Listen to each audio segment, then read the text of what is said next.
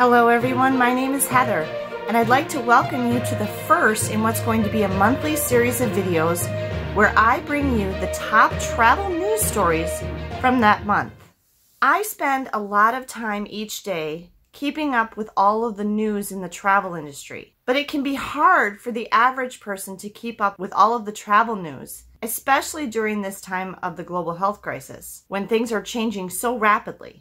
So to help my viewers stay on top of all the different news in the travel industry, I've decided to make a monthly video summarizing the top travel news stories for the previous month. The travel news items that I'm going to share with you in today's video are current as of the date of filming, which is November 25th. If any really big travel news stories come out in the last few days of November, I will include them with next month's top travel news update at the end of December. Okay, the first thing I'm going to start with is news from the Disney parks. First story is that Disneyland in California, which is located in Anaheim, California, which is in Orange County, is still closed. And according to the guidelines set forth by California Governor Newsom, it doesn't look like Disneyland will be able to open anytime soon. The best guess that anyone's been able to come up with is that it might open in the summer of 2021, but that remains to be seen.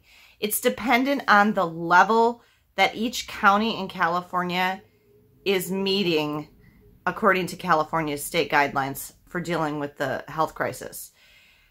One change, though, this month at Disneyland is that they did decide to open Buena Vista Street in Disney California Adventure for additional dining and shopping, sort of as an extension of the downtown Disney area. Downtown Disney has been open for a while, which, if you're not familiar, is an area of restaurants and stores that's kind of attached to the esplanade that separates Disneyland and Disney California Adventure. They have opened Buena Vista Street, which is just one little section of Disney California Adventure Park, and the only thing that you can do is shop and eat in the establishments that are in that section of the park. So that's one new thing happening at Disneyland. In other Disney parks news, Disneyland Paris did have to close again at the very end of October or beginning of November. Disneyland Paris announced that they would be closing because President Emmanuel Macron of France has put France under another type of lockdown. Disneyland Paris was hoping to reopen for a few weeks around the holidays, like for Christmas, but I just saw yesterday that they are not going to be able to do that. The lockdown measures have been extended in France, and so as of today, the earliest that Disneyland Paris will reopen is February 13th, 2021. Moving on to Florida, in Walt Disney World news, one of the biggest news items that came out this month for Walt Disney World was that park hopping will return on January 1st, 2021. Since the Walt Disney World parks reopened in July, you have not been able to park hop. You've had to make a park reservation or get a park pass for each day of your visit for a specific park, and you could only visit that park. Now, you could go to the park, leave for a while, and go back to the same park. That is a possibility. But as of right now, you can only visit one park per day. A lot of people that visit Walt Disney World do like to park hop, which means you start your day in one park and then hop to the other parks. The Disney World transportation system is set up to accommodate this. One particular transportation method of note is the relatively new Disney Skyliner system, the gondola system, which makes it very easy to hop from Epcot to Disney's Hollywood Studios and back and forth like that, as well as the resorts in between. You've been able to ride the Skyliner, but you have not been able to switch between the two parks. Likewise, because there hasn't been any park hopping, the Epcot monorail that connects Magic Kingdom to Epcot has not been running, and a lot of the buses have not been running. You may have also seen that it looks like Walt Disney World has completely eliminated the minivans.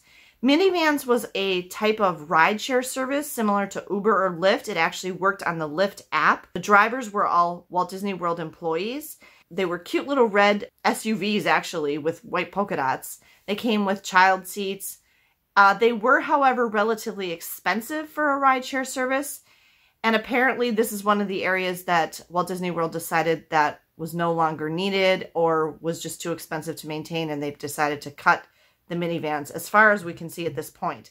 I am doubting that the minivans will return after the current health crisis is over. Okay, so when park hopping returns on January 1st, if you're planning an early 2021 trip, you might want to pay attention to this. It still will not be exactly the same as park hopping was prior. What you'll be able to do is you'll be able to visit a total of 2 parks per day. You will still need to make a park reservation or get a park pass for the first park that you visit of the day. So say, for example, you decide to start your day in Magic Kingdom. You'll have to have a ticket. You'll have to make a park reservation for Magic Kingdom for that day. And then if any time after 2:00 p.m., you'll be able to leave Magic Kingdom and go to one other park. You do not need to make a reservation for the other park. You can go to the other park as long as on the My Disney Experience app, it shows that that other park has availability. There's still a lot of unanswered questions about how exactly some of the aspects of park hopping are going to work, specifically in regards to having a dining reservation at that second park that you want to visit. Like, for example, what if you have a dining reservation in the second park you were planning on visiting on a certain day, but by the time you go to hop to that park, capacity is full and you can't get in? They haven't exactly explained how that's going to work in cases like that. So we'll have to keep our eye on this situation. The other big news from Walt Disney World in November was that the Brightline high-speed rail service is planning on building a station at Disney Springs. Similar to Downtown Disney at the Disneyland Resort in California, Disney Springs, which originally was also called Downtown Disney, is a very popular shopping and dining district that's on near Walt Disney World property. And Brightline, which is Florida's new high-speed rail service, has agreed to build a station at Disney Springs.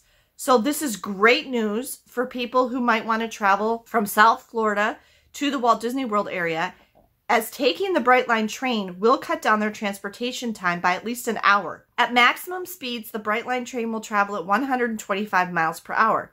So for example, Miami to Disney Springs would have taken at least 4 hours to drive in a car, but it will take about 3 hours on the Brightline train. Currently, the Brightline train is being constructed between Miami, Fort Lauderdale, Palm Beach, and up to Orlando International Airport. When we were last at Walt Disney World in March of 2019, we saw the Brightline station that was under construction right near the Orlando International Airport. It's quite huge, and they're still continuing to construct the rail lines for this even during the pandemic. So the Brightline rail service will continue on from the Orlando International Airport and then head west.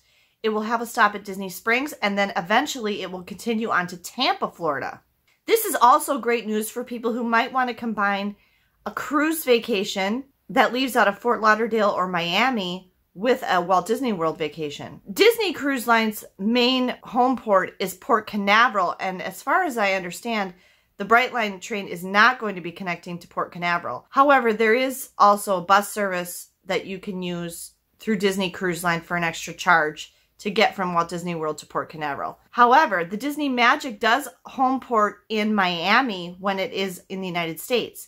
And so this might be an option for people who want to combine a cruise on the Disney Magic out of Miami with a Walt Disney World vacation either before or after their cruise. Obviously, Miami and Fort Lauderdale are also very popular port stops for cruise ships. And so even if you're not sailing on Disney Cruise Line, but another cruise line, this will be another option for people who want to combine a cruise vacation with a Walt Disney World vacation. This brings me on to cruise news. Okay, the biggest cruise news of November is that the CDC, the Centers for Disease Control, allowed the cruise no-sail order that they'd had in place to expire at the end of October. However, they replaced it with the Framework for Conditional Sailing. This is an over 40-page document that lays out in extensive detail what cruise lines are going to have to do if they want to resume sailing out of the United States.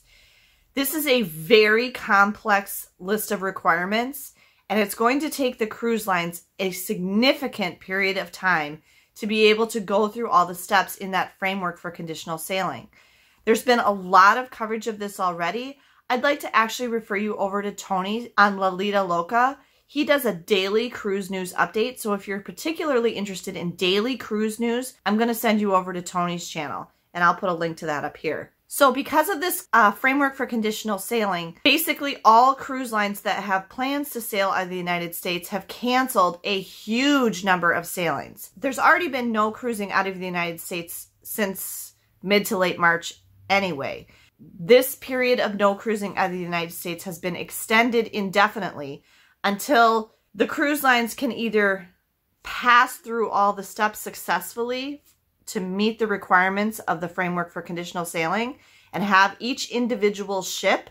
It's not by cruise line, it's by each individual ship. Each individual cruise ship has to individually meet the requirements of the framework for conditional sailing and get approval from the CDC and get a certificate before they will be allowed to sail. In addition to that, they also have to run test cruises without paying passengers, and I don't really know how many test cruises that is.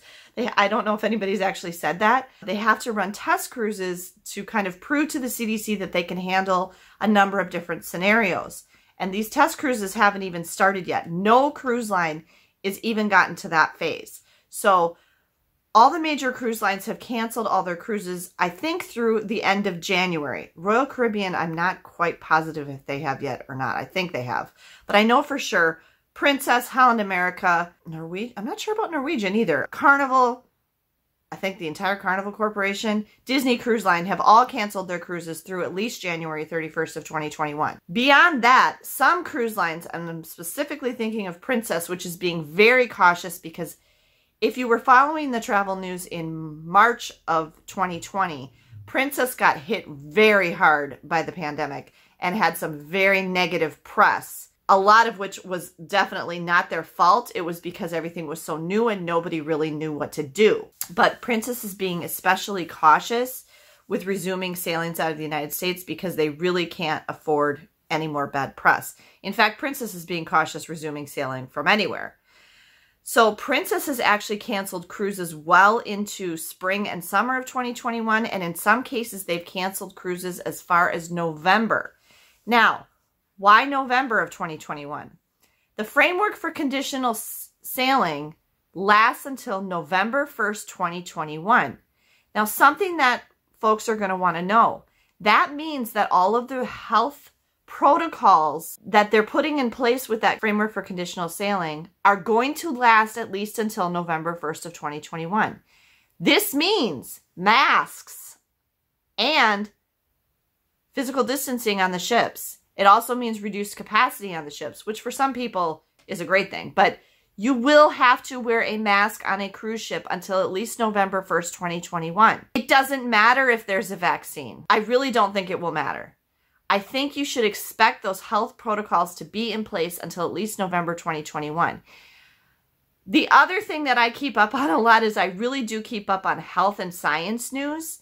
And a lot of people have it in their heads that as soon as there's a vaccine, woo, we can all go back to normal. It's not going to happen like that. My kids and I were actually discussing this the other day. And here's the thing with the vaccine. It prevents you from getting sick. It does not necessarily prevent you from having the virus or from being contagious. So you might have been vaccinated, but you can still be carrying the virus and spreading it to other people, even though you won't get sick. And each of the different companies that are producing vaccines, they all work a little bit differently. So that's not necessarily true in every case. But my understanding is you will not have any choice in the matter of which one of those vaccines you get. It's all going to depend on how they're distributed. And who gets the vaccines and when is going to be completely dependent on the states. It's going to completely depend on how the states decide who can get the vaccine and when. And it's going to be completely out of their hands which vaccine they get. For example, Pfizer's vaccine needs to be kept at extremely cold temperatures.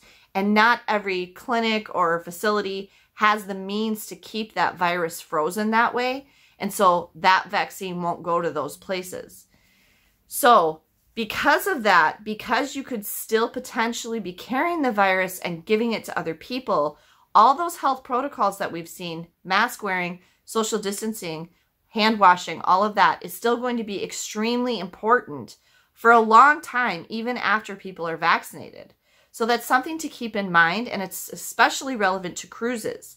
So my advice to you, if you're wondering about your cruise being canceled, is, you have a cruise booked in February, March, April, May, even all the way through any time in 2021, I would say to be safe until late spring or summer of 2021, I think there's a very high chance that your cruise could be canceled, because it's going to take a significant number of months for the cruise lines to be able to work through all of the requirements of the framework for conditional sailing. And it's going to take even longer than that for them to complete those test cruises. So if you have a cruise booked in early 2021, beyond January, February, March maybe, I think it's probably pretty likely that that cruise is not going to happen. If you have a cruise booked later in 2021, like in the second half of 2021, you need to be prepared that you're going to have to meet all of the requirements of that framework for conditional sailing. This includes being tested for the virus before you board and at the end of the cruise. It includes wearing masks. It includes physical distancing on the ship and all of the other things that are going to go into the changes that the cruise lines are required. So if you're not okay with having to wear a mask, if you don't want to have to get tested before and after your cruise, and you don't want to have to deal with those health protocols, I would highly recommend the earliest you even consider cruising is December of 2021. And to be really on the safe side, I would say 2022, because those health protocols are going to be in effect for basically the entire first 10 months of 2021 at least. And that's only after cruising actually does resume, which nobody knows when that's going to be. One other thing about the framework for conditional sailing is that it says that no cruises can go out of the United States while that is in effect that are longer than 7 days. So most of the cruise lines have already taken all of their cruises that were longer than 7 days. So if it was an 8, 9, 10 night cruise, whatever, they've taken those off their websites or canceled them outright. So if you had a cruise booked in 2021 that is longer than, at least until November 1st of 2021, that is longer than 7 days, you can expect that that cruise is either going to be canceled or the itinerary is going to be modified and shortened. Just keep in communication with your cruise line. I mean, don't go calling them. They're busy enough as it is, but they will let you know what's going to happen with your itinerary if you had a cruise booked that was longer than 7 days, because the CDC is not going to allow any cruises to go out of the United States that are longer than 7 days until at least November of 2021. Okay, one other thing from the CDC in regards to cruises was in November, they raised the travel notice from a level 3 travel alert to a level 4 travel alert, which is the highest level the CDC can issue. And that states that all people should avoid cruise travel. And they were talking about both ocean cruising and river cruising. They're saying don't cruise at all, is what they're saying. Now, for most Americans, cruising is basically impossible at this point, so that, you don't really need to be warned not to do something that you can't do. But there are situations, there are a few cruises going here and there that Americans could potentially do. Another thing that I think that would fall under that is American river cruising, because that doesn't fall under the framework for conditional sailing. And so if American river cruises started to go, like the American Steamship Company or Steamboat Company up and down the Mississippi, for example, if those started to go, the CDC is still saying don't do that either. That level 4 travel alert is basically warning anyone against any type of cruising. So we're going to have to keep an eye on that and see when they change that or reduce that number. And lastly, I have a few stories from other general travel areas. Okay, so first thing, Qantas Airlines out of Australia has said that they are very likely to require vaccination for people to fly internationally on Qantas when vaccines become widely available. This is something that a lot of people have anticipated. So you need to be prepared for the possibility that some airlines and possibly some cruise lines may require you to receive the COVID vaccine before you can travel on one of their airplanes or ships. So this is something that we need to keep an eye on, and I'll be sure to update you on if other companies talk about this in the coming months. In other news, the border between the United States and Canada has been closed since the beginning of the health crisis. The border closure has been extended yet again.